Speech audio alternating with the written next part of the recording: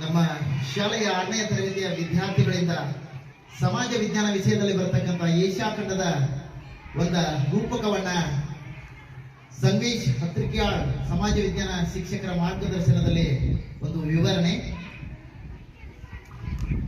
ಎಲ್ಲರಿಗೂ ನಮಸ್ತೆ. ನಮ್ಮ ಹೆಮ್ಮೆಯ ಶಾಲೆ ಸರ್ಕಾರಿ ಹಿರಿಯ ಪ್ರಾಥಮಿಕ ಶಾಲೆ ಸಿದ್ದಾರೂಢ ಮಠ ಮೆಳವಣಿಗೆ. ಈಗ ವಿದ್ಯಾರ್ಥಿಗಳು 6ನೇ ತರಗತಿ ವಿದ್ಯಾರ್ಥಿಗಳು ಏಷ್ಯಾ ಖಂಡದ ಭೂಗೋಳ ವಿಜ್ಞಾನದ ಮೊದಲನೇ ಪಾಠ ಏಷ್ಯಾ ಖಂಡದ ರೂಪಕ ಮುಖೇನ ತಮ್ಮ ಈ ಕಾರ್ಯಚಟುವಟಿಕೆಯನ್ನ ಅಥವಾ ರೂಪಕದ ಒಂದು ಚಿತ್ರಣವನ್ನ ತಮ್ಮ ಮುಂದೆ ಪ್ರಸ್ತುತಪಡಿಸಲಿದ್ದಾರೆ. ಸಮಾಜ ವಿಜ್ಞಾನ ವಿಷಯದಲ್ಲಿ ಭೂಗೋಳ ವಿಜ್ಞಾನದಲ್ಲಿ ಪ್ರಾದೇಶಿಕ ಪ್ರಾಕೃತಿಕ ವಿಭಾಗಗಳ ವಿವಿಧ ವಿಂಗಡಣೆಯನ್ನ ಮತ್ತು ಅದರ ಜನಸಾಂದ್ರತೆ ಮತ್ತು ಪ್ರಾಕೃತಿಕ ವೈಶಿಷ್ಟ್ಯಗಳನ್ನ ಸ್ವಾಭಾವಿಕ ಸಸ್ಯವರ್ಗಗಳನ್ನ ತಮ್ಮದೇ ಆದ ಶೈಲಿಯಲ್ಲಿ ಪ್ರಸ್ತುತಪಡಿಸುವ ಎಲ್ಲ ವಿದ್ಯಾರ್ಥಿಗಳಿಗೂ ತುಂಬಾ ಪ್ರೀತಿಯ ಒಂದು ಸಮರ್ಪಣೆಯನ್ನು ಸಲ್ಲಿಸುತ್ತಾ ಈ ವಿದ್ಯಾರ್ಥಿಗಳ ಈ ಚಟುವಟಿಕೆಗಳಿಗೆ ಎಲ್ಲರೂ ಪ್ರಾರಂಭಿಸೋಣ. ನಾನು ಏಷ್ಯಾ ಖಂಡ. ಜಗತ್ತಿನಲ್ಲಿ 7 ಖಂಡಗಳಿವೆ. ಏಷ್ಯಾ ದೊಡ್ಡ ಖಂಡ ಎಂದು ಹೆಮ್ಮೆಯಿಂದ ಹೇಳುತ್ತೇನೆ. ಏಷ್ಯಾ ಖಂಡ ಎಲ್ಲದರಲ್ಲೂ ವೈವಿಧ್ಯತೆಯನ್ನು ಹೊಂದಿದೆ. ಆದ್ದರಿಂದ ಏಷ್ಯಾ ಖಂಡವನ್ನು ವೈವಿಧ್ಯತೆಗಳ ಖಂಡ ಎನ್ನುವರು. ಏಷ್ಯಾ ಖಂಡದ ಭೌಗೋಳಿಕ ವಿಸ್ತೀರ್ಣ 44 ಮಿಲಿಯನ್ ಚದರ ಕಿಲೋಮೀಟರ್. ಏಷ್ಯಾ ಖಂಡದ ಭೌಗೋಳಿಕ ಸನ್ನಿವೇಶ ಏಷ್ಯಾ ಖಂಡವು 3 ಕಡೆ ಸಾಗರಗಳು ಮತ್ತು 1 ಕಡೆ ಭೂಭಾಗವಿದೆ. ಸುತ್ತುವರಿದಿರುವ ಸಾಗರಗಳ ಅಂತರೇನು? ಉತ್ತರದಲ್ಲಿ ಅಟ್ಲಾಂಟಿಕ್, ಪೂರ್ವ ಭಾಗದಲ್ಲಿ ಪೆಸಿಫಿಕ್, ದಕ್ಷಿಣದಲ್ಲಿ ಹಿಂದೂ ಸಾಗರಗಳು, ಪಶ್ಚಿಮಕ್ಕೆ ಯುರೋಪ್ ಖಂಡ ಇದೆ. ನಾನು ಏಷ್ಯಾ ಖಂಡದಲ್ಲಿ 48 ದೇಶಗಳಿವೆ. ನಾನು ಏಷ್ಯಾ ಖಂಡ. ನನ್ನ ಪ್ರಾದೇಶಿಕ ವಿಭಾಗಗಳು 5.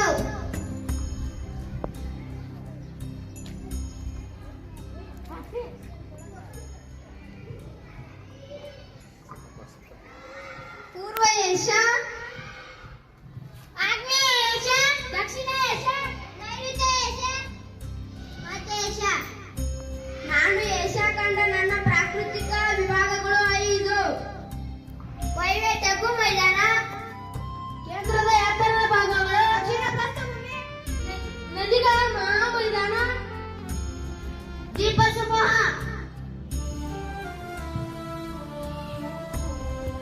ಏಷ್ಯಾದ ನದಿಗಳನ್ನು 4 ಭಾಗಗಳಾಗಿ ವಿಭಜಿಸಲಾಗಿದೆ. 1. ಹಿಂದೂ ಸಾಗರ ಸೇರುವ ನದಿಗಳು. 2. ಪೆಸಿಫಿಕ್ ಸಾಗರ ಸೇರುವ ನದಿಗಳು. 3. ಅಟ್ಲಾಂಟಿಕ್ ಸಾಗರ ಸೇರುವ ನದಿಗಳು. 4. ಒಳನಾಡಿನ ನದಿಗಳು.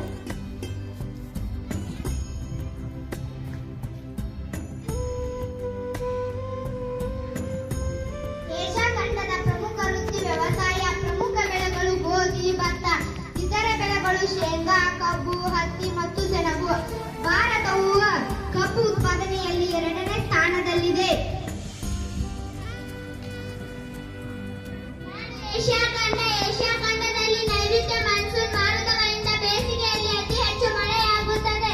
ಏಷ್ಯಾ ಖಂಡದ ಅತಿ ಹೆಚ್ಚು ಭಾಗಗಳಲ್ಲಿ ಅಕ್ಟೋಬರ್ನಿಂದ ಮಾರ್ಚ್ ವರೆಗೆ ಚಳಿಗಾಲವಿರುತ್ತದೆ. ಭಾರತದ ಮೇಘಾಲಯದ ಮೌಸಿನ್ ರಾಮ್ ಎಂಬಲ್ಲಿ ಪ್ರಪಂಚದಲ್ಲಿ ಅತಿ ಹೆಚ್ಚು ಮಳೆ ಪಡೆಯುವ ರಾಜ್ಯವಾಗಿದೆ. ಏಷ್ಯಾದ ಸ್ವಾಭಾವಿಕ ಸಸ್ಯವರ್ಗಗಳನ್ನು 7 ವಿಭಾಗಗಳಾಗಿ ವಿಂಗಡಿಸಲಾಗಿದೆ. 1.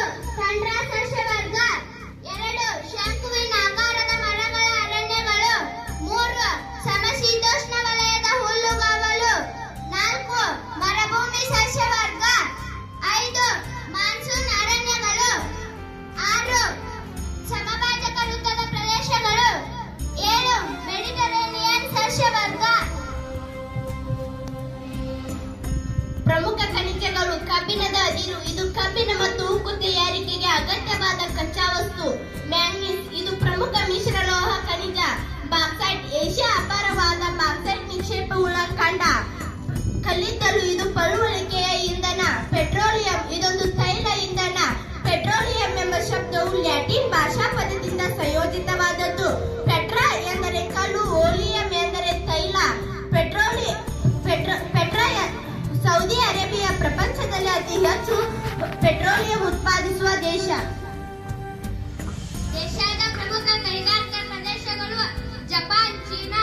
ಭಾರತದ ಪ್ರಮುಖ ಕೈಗಾರಿಕಾ ಪ್ರದೇಶಗಳು. ಹುಬ್ಳಿ, ಕೋಲ್ಕತ್ತಾ ಪ್ರದೇಶ. ಮುಂಬೈ, ಪುಣೆ ಪ್ರದೇಶ. ಅಹಮದಾಬಾದ್, ವಡೋದರ ಪ್ರದೇಶ. ಕೊಲಂ, ತಿರುವನಂತಪುರ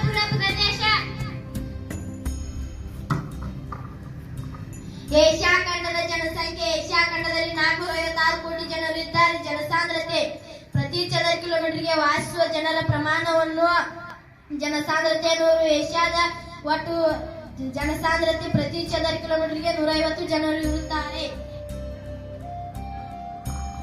ನಿಮಗೆ ತಿಳಿದಿರಲಿ, ಏಷ್ಯಾ ಖಂಡದ ಅತ್ಯಂತ ಎತ್ತರವಾದ ಬಿಂದು ಮೌಂಟ್ ಎವರೆಸ್ಟ್. ಏಷ್ಯಾ ಖಂಡದ ಅತ್ಯಂತ ಕೆಳಮಟ್ಟದ ಬಿಂದು ಮೃತ ಸಮುದ್ರ. ಟಿಬೆಟ್ ಪ್ರಪಂಚದಲ್ಲಿ ಅತ್ಯಂತ ಎತ್ತರವಾದ ಪ್ರಸ್ಥಭೂಮಿಯ. ಬೈಕಲ್ ಸರೋವರವು ಆಳವುಳ್ಳದು. ಕ್ಷೇತ್ರ ಮತ್ತು ಜನಸಂಖ್ಯೆ ಎರಡರಲ್ಲೂ ಚಿಕ್ಕ ದೇಶ ಮಾಲ್ಡೀವ್ಸ್.